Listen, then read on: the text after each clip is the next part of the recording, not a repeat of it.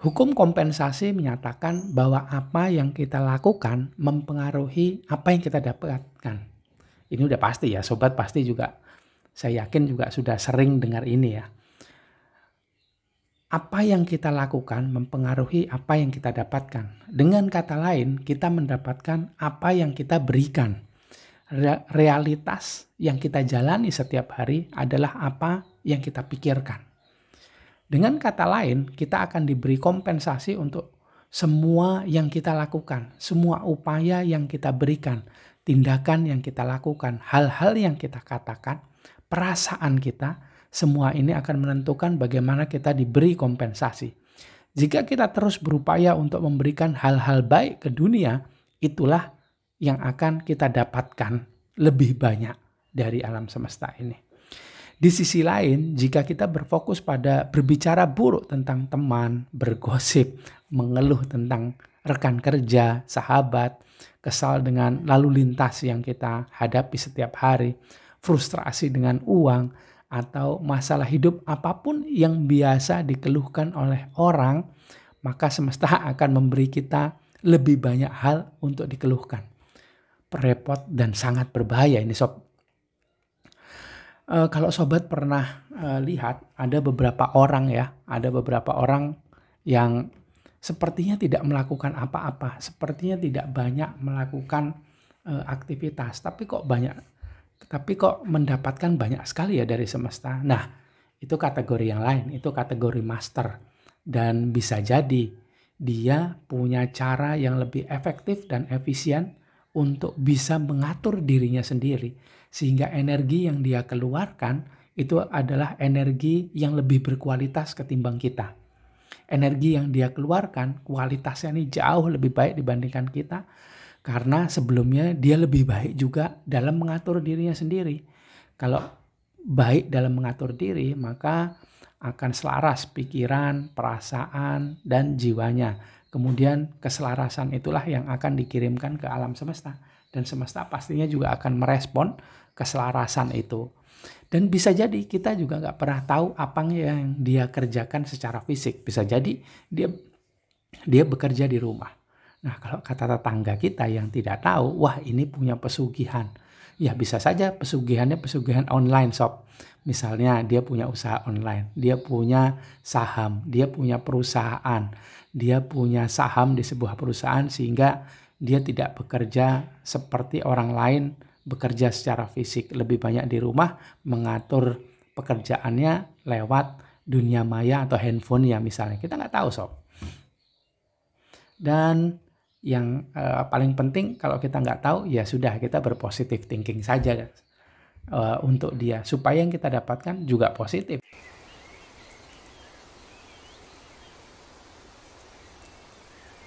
Ya sob. Nah banyak orang sebelumnya yang saya ajak sharing mengenai hukum ini tuh tanya, apa sih perbedaan antara hukum kompensasi dan sebab akibat? Karena keduanya sepertinya sama sob. Sepertinya ya, tapi perbedaannya adalah, ini cara saya memahami perbedaan antara keduanya adalah bahwa hukum sebab akibat adalah tindakan yang diambil untuk memicu perubahan. Dan hukum kompensasi adalah pengembalian energik dari tindakan kumulatif tersebut. Dengan kata lain, hukum sebab akibat menentukan kelimpahan kita yang dialami sebagai hukum kompensasi. Jadi tindakan sebelumnya itu adalah hukum sebab akibat. Dan kita mengalami hasil dari tindakan kita sebelumnya itu adalah hukum kompensasi. Realitas fisik sobat adalah ekspresi dari tindakan dan keyakinan masa lalu sobat. Untuk mengubahnya, sobat harus mengadopsi tindakan dan keyakinan baru. Dan tentunya kita harus bersabar ya untuk menunggu hasil itu terjadi. Pelan-pelan, rileks dan tenang. Coba atur dirinya sendiri, atur pikirannya, atur perasaannya supaya bisa selalu mudah diamati, supaya kita juga tahu apa yang terjadi dengan pikiran dan perasaan, supaya kita lebih tahu lagi seperti apa sih energi yang kita keluarkan dan energi itu membawa apa saja Ingat-ingat, energi dari dalam diri kita yang berasal dari PCT atau percikan cahaya Tuhan dalam diri itu membawa apa yang ada di jiwa kita, membawa apa yang kita rasakan di hati, apa yang kita pikirkan di pikiran. Saya tidak tahu apakah ini cara semesta untuk memastikan perubahan itu permanen atau hanya cara kita mengalami waktu. Maksudnya proses bersabar untuk menunggu hasil ini ya. Tetapi sepertinya selalu ada penundaan untuk hal-hal besar yang kita inginkan. Ketahui ini dan bersabarlah. Rileks, tenang, damai. Yakinlah alam semesta itu akan selalu merespon apa yang kita pikirkan dan rasakan, serta bagaimana energi membawa apa yang kita pikirkan serta rasakan ke semesta itu sendiri. Dan untuk membuat sebuah hal terjadi, maka dibutuhkan energi yang besar juga untuk bisa mewujudkan hal tersebut, Sob. Ingat itu, Sob. Saya selalu ingat itu. Dan kata-kata yang selalu saya ucapkan adalah mungkin ini saatnya alam semesta memasak makanannya sebelum disajikan kepada kita. Jika makanan yang kita kita order ke alam semesta ini makanan yang simple, waktu penyajiannya juga cepat. Tapi kalau nggak simple, maka waktu memasaknya juga lebih lama dibandingkan sebelumnya kan. Jadi cobalah rileks, tenang, damai. Supaya sabarnya ini sabar yang beneran. Bukan sabar yang ala-ala logika saja.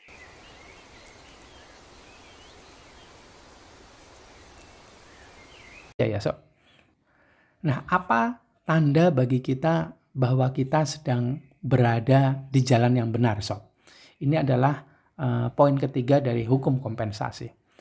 Jika sobat saat ini banyak melihat kemunculan lebih banyak cerita positif misalnya di beranda kita di sosial media dan tidak terlalu memperhatikan cerita negatif ya Sob, yang muncul itu yang positif terus. Melihat lebih banyak keindahan, menemukan lebih banyak kebaikan di dunia ini dan mulai mengurangi keburukan. Keburukan dalam diri sendiri tentunya. Awalnya dari situ ya. Terus kemudian lebih memilih untuk sadar, menjadi lebih dari setengah penuh daripada setengah kosong. Maksudnya gimana? Karena diri kita ini ada banyak hal dalam diri kita ya Sob. Dan itu sebuah keniscayaan dan sebuah kepastian. Tapi kita paling tidak punya kesadaran, lebih memandang diri kita ini seperti apa. Dan lebih memilih untuk mengosongkan diri kita. Tidak terlalu banyak tahu misalnya. Jadi tahunya yang dibutuhkan saja. Karena kalau terlalu banyak tahu, nanti otaknya ini jadi terlalu pintar. Dan terlalu banyak juga menganalisa hal-hal yang seharusnya tidak dianalisa. Dan bahayanya kalau yang dianalisa itu kemudian menghasilkan kesimpulan positif, alhamdulillah enak sekali pikirannya pasti. Respon dari perasaan itu enak jadinya. Tapi kalau yang dipikirkan, yang disimpulkan ini tidak enak, bahaya sekali perasaannya. Dan kemudian kalau kita bilang kalau kita memberikan ruang bagi semesta untuk mengisi diri kita, maka alam semesta akan mengisi. Tapi kalau kita bilang, ya saya tahu apa yang terjadi hari ini ke depannya pastinya sesuai dengan kesimpulan saya yang bla bla bla bla begini. Maka itu juga yang akan terjadi. Kita tidak memberikan ruang kepada alam semesta ini untuk mengisi keseharian kita. Hanya misalnya yang saya coba buat, saya tidak tahu apa yang terjadi, yang saya yakini adalah alam semesta selalu memberikan yang terbaik, selalu memberikan pelajaran-pelajaran yang sesuai dengan diri saya sebagai sebuah cara bagi saya untuk menjalani hidup, memberikan pengalaman sebanyak mungkin bagi saya yang jiwa ini untuk mengalami. Kalau sobat bisa seperti yang tadi saya bilang, bahwa menemukan hal-hal yang di zona yang positif atau lebih memilih untuk melihat hal yang positif, tapi sebelumnya pastikan juga sobat sudah mengalami proses kontemplasi atau proses tafakur, proses meditasi, journaling untuk memastikan bahwa dirinya juga mengalami perbaikan diri, tahu apa yang diperbaiki. Maka bisa jadi sobat sedang berada pada jalan yang benar ya. Kenapa bisa begitu? Dalam hal penggunaan hukum kompensasi ini pada tingkat individual ya, jenis penyebab atau katalis. Ingat seperti hukum sebab akibat yang sebelumnya saya share, itu ada ada persoalan katalis kan.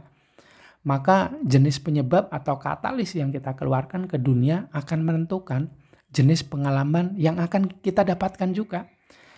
Ingat-ingat bahwa negativitas akan melahirkan negativitas. Kecemburuan menciptakan lebih banyak kecemburuan.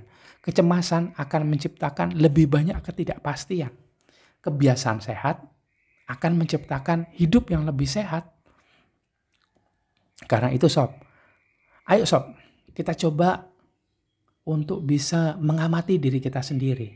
Pakai relaksasi energi supaya lebih cepat masuk pada kesadaran jiwa tenang. Coba kita sadari dan amati, kemudian pilih dengan tepat akan seperti apa dunia yang akan kita buat sendiri Dimulai dari mikrokosmos atau dalam diri kita ya. Kemudian menyebar ke makrokosmos dunia sekitar kita. Coba lihat mikrokosmosnya, apa yang ada di dalam diri. Kalau itu nggak sesuai dengan apa yang sobat inginkan untuk terjadi, maka sobat bisa cepat-cepat untuk perbaiki mikrokosmosnya atau dalam dirinya sendiri ini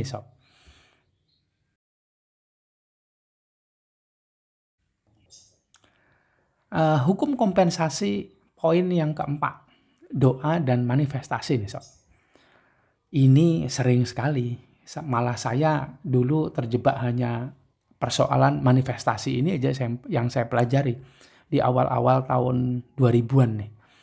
Saya terjebak akan ini. Menggunakan hukum kompensasi untuk mengoptimalkan doa dan visualisasi. Untuk menggunakan hukum ini untuk membantu kita mewujudkan rencana dan keinginan. Tapi harus berhati-hati ya dengan apa yang kita kirimkan ke dunia. Harus kita amati juga diri kita ini supaya kita tahu apa sih yang kita kirimkan ke alam semesta. Apa yang kita lakukan mempengaruhi apa yang kita dapatkan. Jika sobat tidak menyukai apa yang sobat dapatkan, cobalah untuk mengubah apa yang sobat tampilkan di dalam pikiran dan perasaan. Semesta tidak menghakimi. Ini akan memberikan kita kompensasi yang adil dan pantas untuk apa yang telah kita keluarkan ke dunia dalam garis waktu yang sesuai untuk kebaikan tertinggi kita. Jika kita melihat sekeliling kita dan tidak memiliki kehidupan yang mewakili apa yang kita inginkan, luangkan waktu sejenak untuk melakukan refleksi yang jujur. Memang gak enak ya, refleksi yang jujur ini. Logika serta diri palsu itu, gak seneng. Coba lakukan relaksasi energi dan amati diri. Setelahnya, coba tuliskan dalam jurnal apa yang sobat amati dari diri sobat sendiri. Gunakan penjurnalan sebagai cara untuk mengungkap kekurangan sobat. Tenang dan sadari, amati dan catat. Setelahnya baru perbaiki.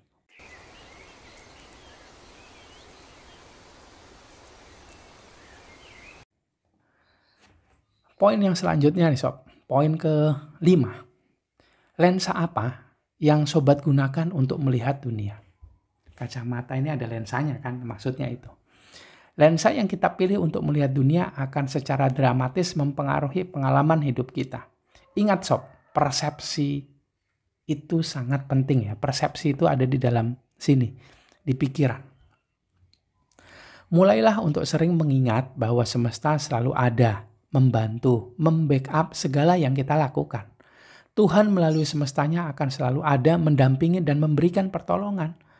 Bagaimana cara kita hidup, bagaimana cara kita berpikir dan bertindak akan menentukan bagaimana cara kita memandang dunia dan kehidupan. Isilah gelasmu tapi jangan sampai penuh supaya semesta masih tetap bisa mengisi.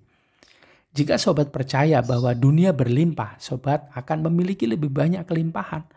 Jika sobat pesimis, ya saya pikir sobat juga tahu kan bagaimana kalau pesimis. Apa yang akan terjadi kemudian? Walaupun ya kita berikan ruang sama semesta juga boleh lah ya, tapi jangan pesimis. Sobat pasti ngerti maksudnya. Tapi ya begitulah cara kerja pikiran dan perasaan kita Pesimis itu muncul dari sana. Coba amati diri sendiri. Saya pun selalu diganggu oleh si pesimis ini. Ketika kita mengubah cara kita memandang sesuatu, hal-hal yang kita lihat akan berubah juga loh sob.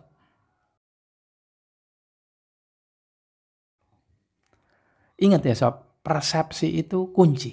Ini poin ke-6 dari hukum kompensasi. Bagaimana kabar pikiran serta perasaanmu sob? Aman-aman saja kan? Coba dicek lagi. Coba diamati lagi. Apa yang sedang terjadi pada pikiran serta perasaan. Ketika persepsi sobat berubah, begitu pula realitas sobat. Menjadi lebih tenang, ini berarti sobat menjadi seolah menjauh dari pikiran dan perasaan. Tak terjebak lagi oleh keduanya. Tenang dan masuki zona positif, maka sobat akan menjadi jauh lebih mudah untuk mewujudkan hal-hal yang sobat inginkan. Coba saja sobat putuskan untuk menjadi misalnya nih, menjadi morning person atau orang yang beraktivitas sepagi mungkin. Putuskan untuk menjadi orang yang ceria. Putuskan untuk menjadi seseorang yang tersenyum pada setiap orang. Putuskan untuk menjadi seseorang yang beruntung. Ingatlah, mengambil keputusan dan memilih zona itu penting sob. Tapi keputusan tak akan mudah diambil saat kita sedang berada pada kesadaran logika. Segeralah berpindah ke zona kesadaran jiwa tenang. Nah, itu sharing di video di hari ini ya sob. Selanjutnya mengenai hukum kompensasi ini akan saya teruskan di video-video selanjutnya. Oke, gitu aja sob. Saya mohon maaf kalau ada salah kata, salah ucap di video ini. Ketemu lagi di video selanjutnya. Jangan lupa please like, comment, subscribe, dan share video-video yang ada di RTD Channel. Dan RTD Channel juga ada di TikTok loh. Alamatnya RTD Channel by Erlangga Aspi. Coba aja cari di sana. Terima kasih sob. Salam rileks, tenang, damai, rahayu, sagung dumadi.